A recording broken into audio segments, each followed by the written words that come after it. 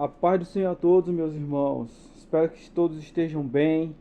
Estamos aqui voltando o nosso estudo. Prepare o seu papel e a sua caneta para fazer suas anotações, que hoje nós estudaremos um dos capítulos mais importantes da palavra do Senhor, que é Mateus, capítulo 24. Mateus 24. Amém? Vamos lá. O título diz assim: Jesus prediz o final dos tempos. Verso 24, capítulo 24, verso 1, diz assim: Então Jesus saiu do templo e, ao caminhar, seus discípulos chegaram mais perto dele para lhe apontar as construções do templo. 2. Ele, entretanto, lhes observou: Estais vendo todas estas coisas? Com certeza eu vos afirmo que não ficará pedra sobre pedra, pois que serão todas derrubadas. E assim aconteceu, quando no ano 70, quando o general Tito, ele destruiu Jerusalém. Verso 3.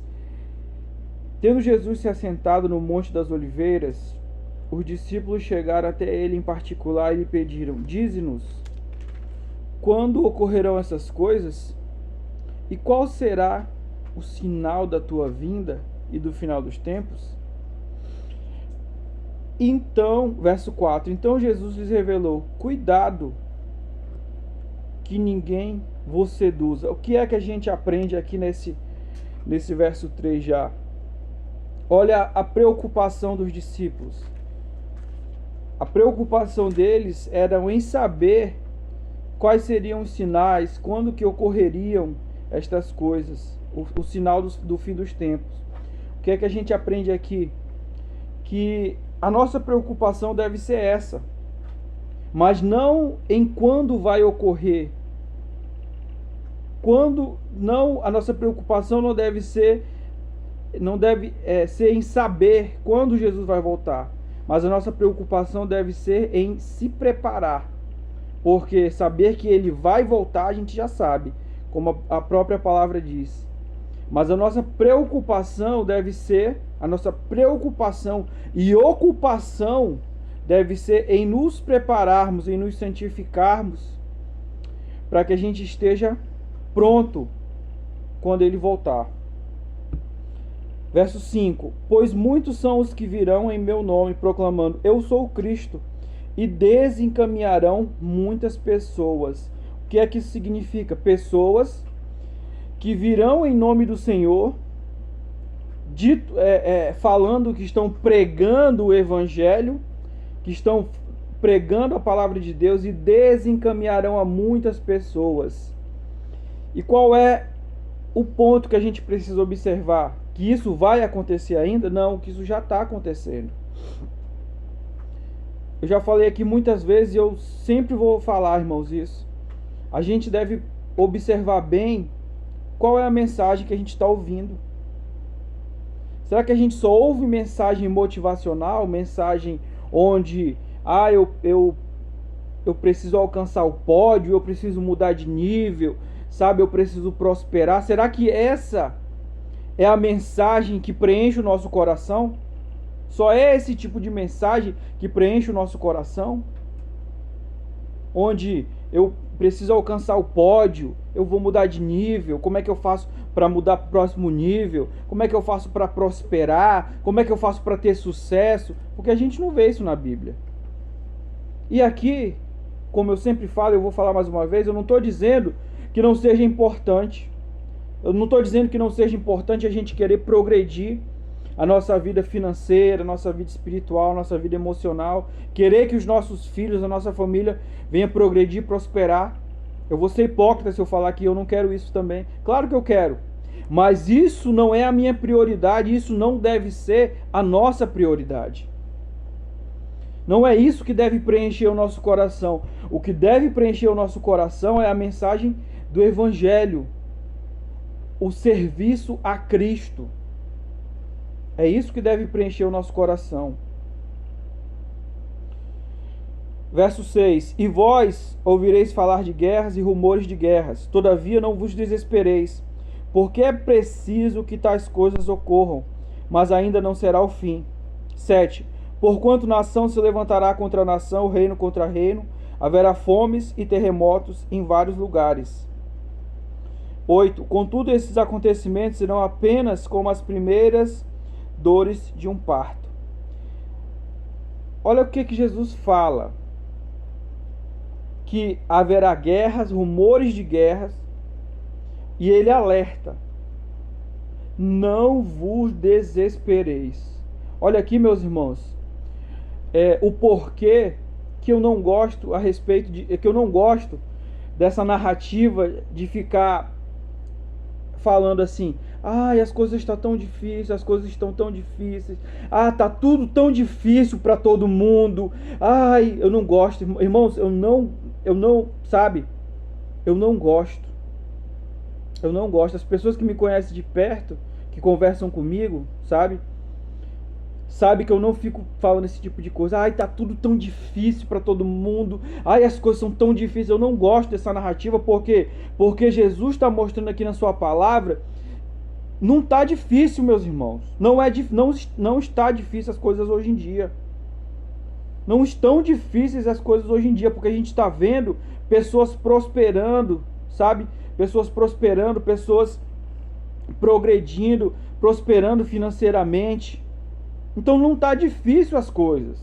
É porque a gente está tão acostumado a viver de forma tradicional, a ter um trabalho, a ter uma fonte de renda, e as coisas e o preço dos produtos vão oscilando.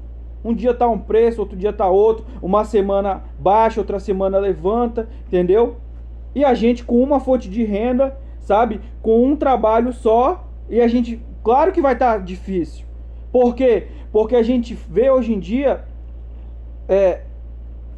as pessoas, os professores de educação financeira, eles sempre dizem, sempre alertam: olha, tenha mais de uma fonte de renda, tenha no mínimo 3 fontes de renda, 4 fontes de renda.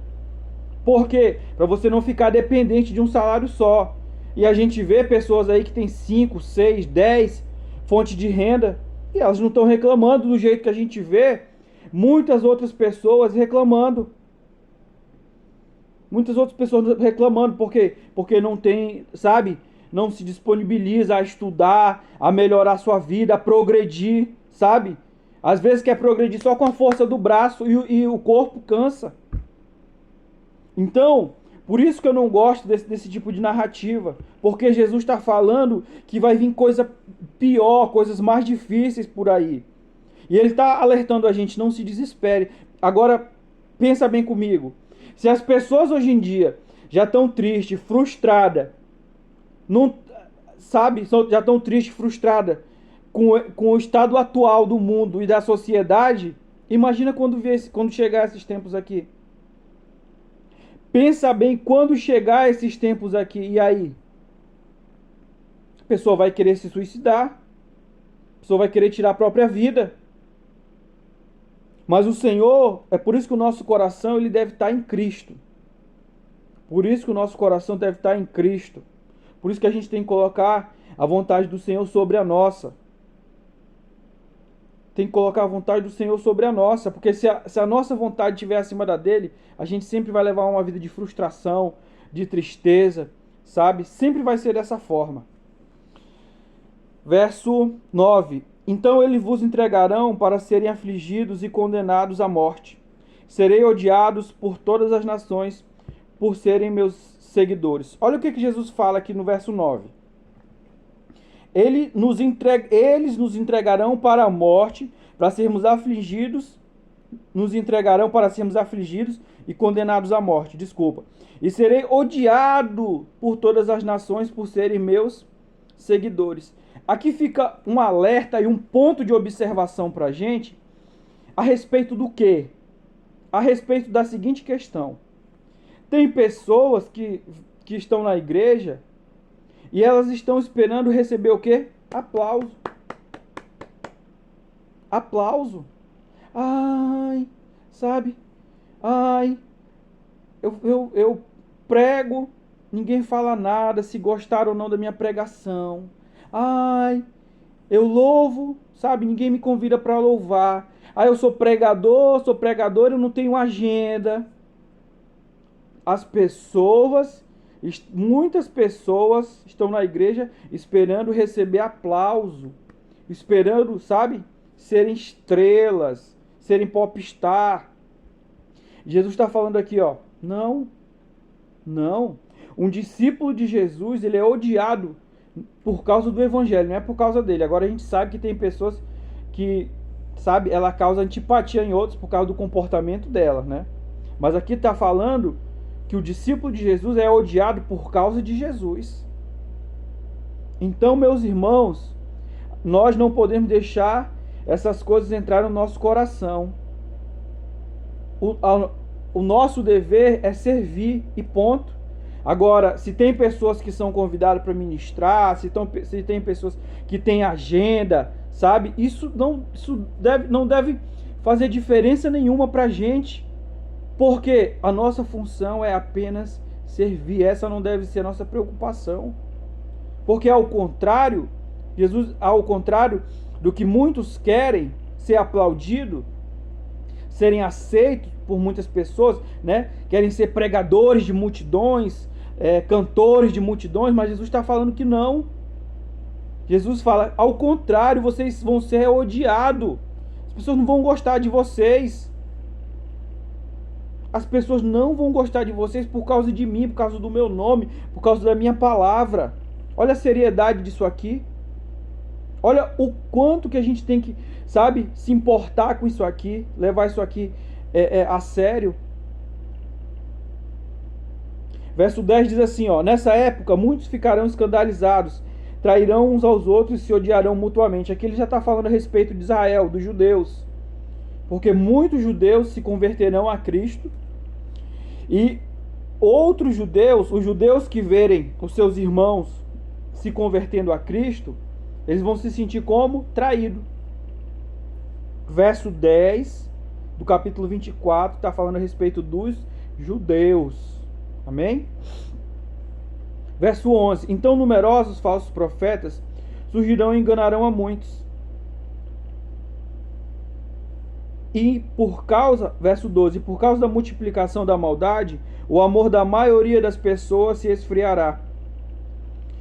13. Aquele, porém, que continuar firme até o final será salvo. 14. E este evangelho do reino será pregado em todo mundo habitado como testemunho a todas as nações, e então chegará o fim.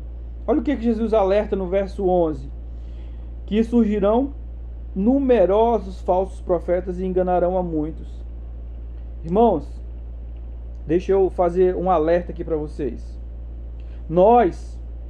A gente não pode basear a nossa vida e a nossa fé em dons espirituais. A gente não pode basear a nossa vida em revelação, sabe? Em milagre. A gente não pode, essa não pode ser a base da nossa vida e da nossa fé. Não pode, irmãos, não pode. Pastor, e qual é a base da nossa fé?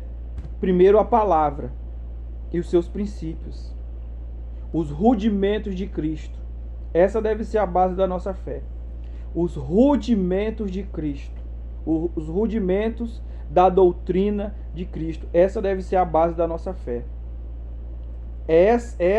Esse sustentáculo, sabe, que deve servir como base para a nossa vida cristã.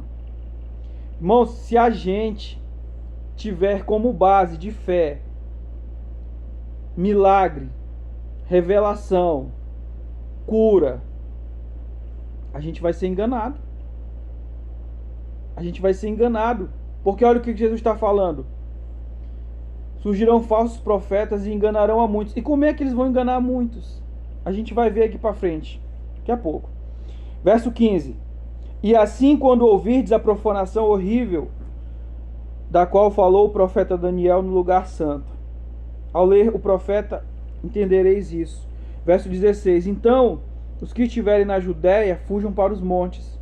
Quem estiver sobre o telhado de sua casa, não desça para retirar dela coisa alguma. Por quê? Porque o telhado dessas casas, eles são plano, são telhados Não é telhado assim igual o nosso. São telhados planos. 18. E aquele que estiver no campo não volte para pegar sua túnica. 19. Serão dias terríveis para as mulheres grávidas e para as que estiverem amamentando. 20. E orai para que a vossa fuga não ocorra durante o inverno nem no sábado. 21. Porquanto haverá nessa época grande tribulação, como jamais aconteceu desde o início do mundo até agora, nem nunca mais haverá. 22.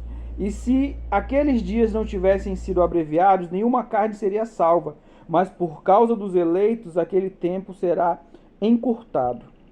23. Então, se alguém vos anunciar, vede aqui está o Cristo, ou ei-lo ali, não acrediteis. 24. Pois se levantarão falsos cristos e falsos profetas, e apresentarão grandes milagres e prodígios para, se possível, iludir até mesmo os eleitos. 25. Vede que eu o pré-anunciei a vós. Portanto, se vos disserem, eis que está ali no deserto, não saiais. Ou ainda, ele está ali mesmo, nos cômodos de uma casa, não acrediteis. 27. Pois da mesma maneira como o relâmpago parte do ocidente, parte do oriente e brilha até no ocidente, assim também se dará a vinda do Filho do Homem. 28. Onde houver um cadáver, aí se reunirão os abutres. Aqui no 28 já fala a respeito da batalha do Armagedon. Mas vamos voltar aqui no verso 24. Olha o que Jesus nos alerta. Se levantarão falsos cristos e falsos profetas, e apresentarão grandes milagres e prodígios, para, se possível, iludir até mesmo os eleitos. Olha aqui, ó. Como é que os falsos profetas, eles vão enganar as pessoas? Engana, tá? Não é uma coisa que futuramente vai acontecer, é uma coisa que já acontece hoje em dia. Quantas pessoas, sabe, olha, não conhece a conduta, o comportamento, o testemunho de alguém, e porque a pessoa é usada, é um instrumento na mão de Deus para operar milagres, para ser usado em revelação, a pessoa, nossa, um homem de Deus, ai, uma mulher de Deus, e estão sendo enganados. E aqui, Jesus está falando que se levantarão falsos cristos e falsos profetas. E qual é a marca deles? Eles vão apresentar milagres e prodígios. Por quê? Para eles enganarem a muitos. Milagres e prodígios. Prodígios, meus irmãos. Prodígios é algo assim fora do comum. Sabe? Prodígios vou dar um exemplo. É como se a pessoa não tivesse um olho, aí a pessoa ora e cresce um olho. Prodígios. Prodígios e maravilhas. Sabe? E aí, a gente precisa se perguntar e se questionar, será que a minha fé, o que alimenta a minha fé são milagres? O que alimenta a minha fé são revelações? Quer dizer, porque tem pessoas que só vê graça no culto, e eu já vi até pregadores, infelizmente, falar isso. Se não tiver um milagre, se não tiver uma revelação, para mim, não valeu de nada. Para mim é uma reunião como qualquer outra. Que é isso, irmão? Que besteira, que heresia. E a palavra fica onde? E o poder da palavra de Deus fica onde? Porque o que sustenta a igreja, o cristão, é aqui, ó. É a palavra. Não é milagre, não é revelação, nada disso não. Não é nada disso não. A Bíblia diz que que existe festa no céu quando o pecador se arrepende. E por que é que uma pessoa se arrepende? É por causa da palavra. É por causa da palavra. Porque arrependimento é mudança de mentalidade. E como é que uma mentalidade muda? Através da palavra. Paulo diz isso. Romanos 12:2. Não vos conformeis com esse mundo, mas transformai-vos pela renovação do vosso entendimento. Renovação, transformai-vos, renovação do vosso entendimento. E como e o arrependimento acontece quando? Quando a pessoa muda de mentalidade, mudança de comportamento. E essa mudança vem através da palavra. Não vem através de milagre, não vem não vem. Sabe, a mudança ela pode ter início através de um milagre. Ela pode ter início através de uma operação espiritual, de um dom espiritual. Mas a mudança ela é processual e ela se dá através da palavra. Que é isso, meu irmão? Quantas pessoas aí fica aí, ai, esperando uma revelação, esperando alguma coisa. Meu irmão, a palavra, é a palavra. É a palavra que vai te alimentar, que vai te dar força, que vai direcionar, que vai transformar. É a palavra. E é a palavra que não vai deixar a gente enganado. É a palavra que não vai deixar a gente enganado. Como é que eu sei que uma pessoa é falso profeta ou não? Através dos frutos. Por quê? Porque as pessoas podem enganar os outros por um tempo, mas a pessoa não pode enganar o outro por muito tempo. Pode enganar por um tempo, por um período de tempo, mas não pode enganar as pessoas todo o tempo. Então a gente sabe que uma pessoa é falso profeta ou não, por quê? Através dos frutos. Porque o dom é de Deus para o homem, os frutos é do homem para Deus. Amém? 29. Imediatamente após o terremoto daqueles dias, o sol escurecerá, e a lua não dará a sua luz, e as estrelas cairão do céu, e os poderes celestes serão estremecidos. Aqui já está falando a respeito da batalha que vai acontecer.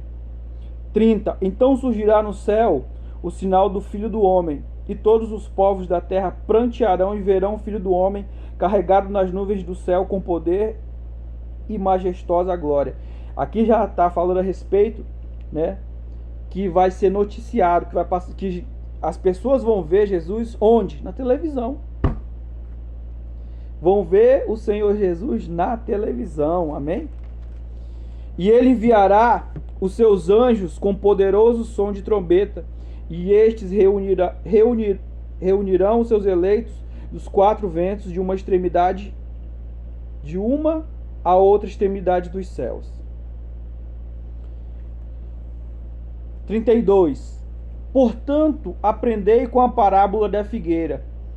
Quando, pois, os seus ramos se renovam, as suas folhas começam a brotar, sabeis que está próximo o verão. 33. Da mesma forma, vós, quando virdes todos esses acontecimentos, sabei que ele está muito próximo às portas. 34. Com toda certeza vos afirmo que não passará esta geração até que todos esses eventos se realizem. 35. O céu e a terra passarão, mas as minhas palavras jamais passarão. Quando Jesus aqui ele fala a respeito da parábola da figueira, essa figueira representa os judeus, o povo de Israel. E ele fala: quando os ramos se renovam e suas folhas começam a brotar, saber que está próximo o verão. O que é isso? Ramos se renovam e folhas brotando. Significa a conversão dos judeus a Cristo. E o que significa saber que o verão está próximo? A vinda do Senhor. A vinda do Senhor Jesus. Quando a gente vê que os judeus, eles começarem a se converter, começarem a crer que aquele homem que morreu na cruz do Calvário, ele é Jesus, se converterem a ele, significa o quê? Que está mais próximo ainda a vinda do Senhor. No verso 35 diz: o céu e a terra passarão, mas as minhas palavras jamais passarão. O que é que isso significa? Isso não significa uma aniquilação, significa uma mudança. Significa que todas as coisas que a gente conhece, do jeito que elas são, elas vão mudar. É isso que significa. 36. Entretanto, a respeito daquele dia e hora ninguém sabe, nem os anjos do céu, nem o Filho, senão exclusivamente o Pai. Como aconteceu nos dias de Noé, assim também se dará por ocasião da chegada do Filho do Homem. Porque nos dias que antecederam ao dilúvio, o povo levava a vida comendo e bebendo, casando-se e oferecendo-se em matrimônio, até o dia em que Noé entrou na arca. Irmãos, observe algo bem interessante. Que nós, cristãos, a gente cumpre a mesma função desses homens. A gente cumpre a mesma função de João Batista, cumpre a mesma função, tá? Observe bem as minhas palavras. Não estou falando que a gente é igual a eles, aqui, senão seria heresia, ok? Porque o próprio Jesus disse que nascido de mulher não existe ninguém maior que João Batista, né? Então, a gente cumpre a mesma função desses homens, de João Batista. Qual era a função de João Batista? Preparar caminho para o Cordeiro de Deus. Qual é a nossa função? A mesma coisa.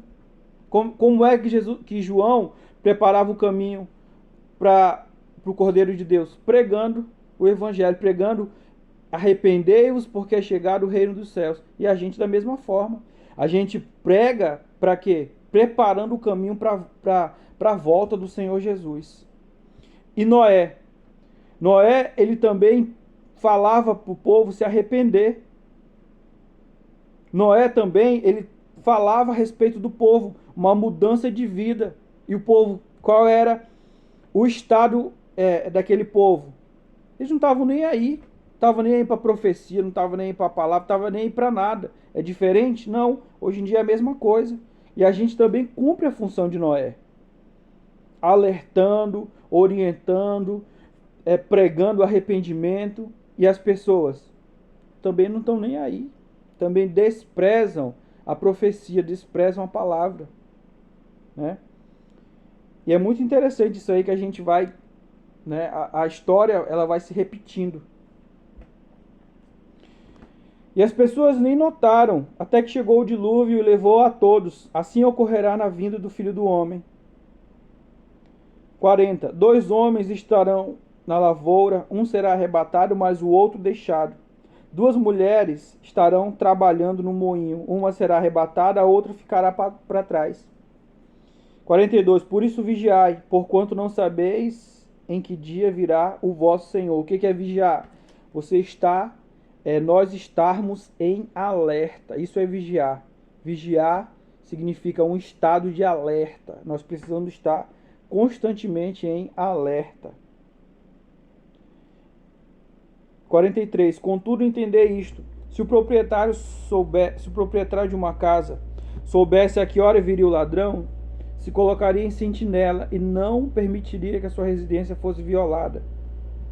Portanto, ficai igualmente vós alertas, pois o Filho do Homem virá no momento em que menos esperais. Então, o Senhor Jesus, ele é tão maravilhoso aqui, que ele nos instrui, ele nos orienta como deve ser o nosso procedimento, o nosso comportamento. Devemos estar em alerta como uma sentinela, né? Quer dizer que a gente não tem que dormir, quer dizer que a gente tem que, né, passar dias e dias acordado? Não. Isso ele está falando a respeito do nosso estado espiritual. Estar em alerta é de forma espiritual, meus irmãos.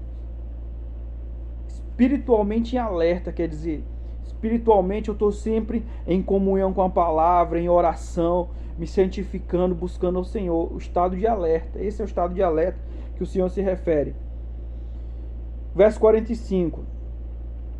Sendo assim, quem é um servo fiel e sábio, a quem o Senhor confiou de sua casa para dar-lhes ali alimento no seu tempo devido? Está falando dos cristãos. E o Senhor confiar os de sua casa significa a igreja. 46. Feliz aquele servo a quem o seu Senhor, quando voltar, o encontrar agindo dessa maneira. Quer dizer, servo fiel e sábio. O que é fiel? Fiel é aquele que cumpre aquilo que se propõe. No momento que a pessoa aceita Jesus, né, a pessoa se propõe ser fiel, ou seja, obedecer a sua palavra. Eu aceito o Senhor Jesus como Senhor, o único e suficiente Salvador da minha vida. Quer dizer, fidelidade. Nós prometemos fidelidade. E aí? Fiel e sábio. O que significa sábio? Sábio significa aquele que exercita a palavra de Deus, que faz uso da palavra de Deus nas questões da sua vida. se a gente se depara com uma questão, a gente pergunta a opinião de Jesus. Perguntar a opinião de Jesus é consultar a palavra de Deus. E aí? Será que a gente é fiel e é sábio? Porque, infelizmente, existem muitos cristãos que nem lê a Bíblia. Como é que vai ser sábio?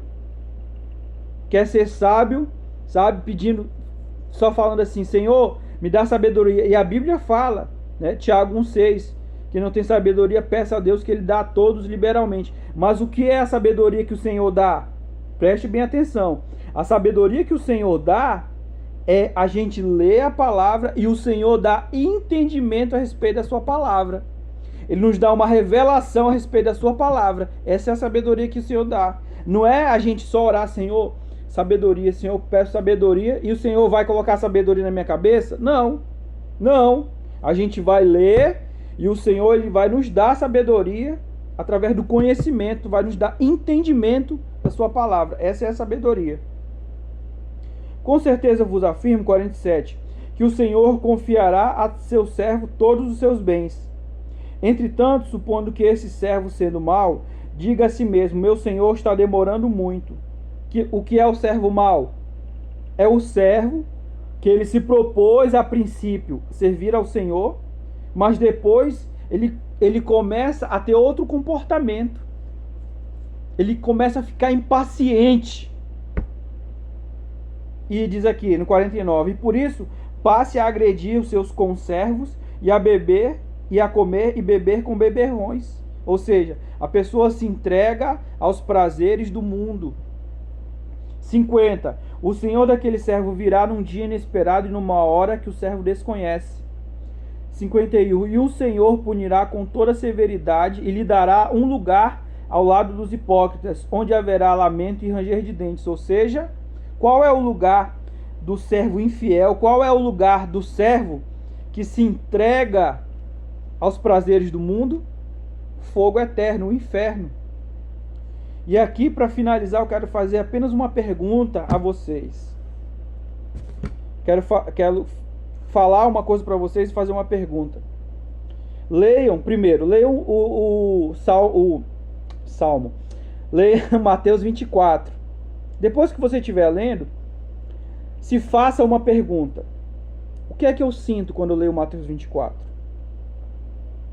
Eu sinto temor, eu sinto medo. Eu sinto medo, porque temor é reverência, né? Temor a Deus é reverência. Eu sinto medo ou eu sinto alegria? E Deus vai falar no seu coração. Porque se você sente medo, significa que você não está preparado. Significa que que Jesus, ele ainda não reina sobre a sua vida. Mas se você sente alegria, porque se você sente alegria, significa que você já tomou posse da sua salvação. Porque quando a gente vê isso tudo, quando a gente lê a respeito dos acontecimentos, a gente tem que sentir alegria. Porque significa que o nosso sofrimento vai cessar e que o Senhor ele está vindo buscar a gente. Está voltando para buscar a gente. E se Jesus está voltando vai voltar para buscar a gente, deve ser alegria. Isso deve ser um motivo de alegria para a gente, e não no sentido de ter medo. Ai, medo. Se a gente sente medo, irmão, significa que a gente não está preparado ainda. Leia e se questione. Amém? Faça isso. Pai, nessa manhã eu abençoo a cada um que está participando desse estudo, que está se dedicando. Senhor, desperta o teu povo, Senhor. Me santifica, Senhor, através da palavra, da oração. Abençoa cada um que está inscrito, a cada um que vai se inscrever, Senhor. Prospera, meu Deus, esse trabalho para a glória do teu nome. Amém e amém.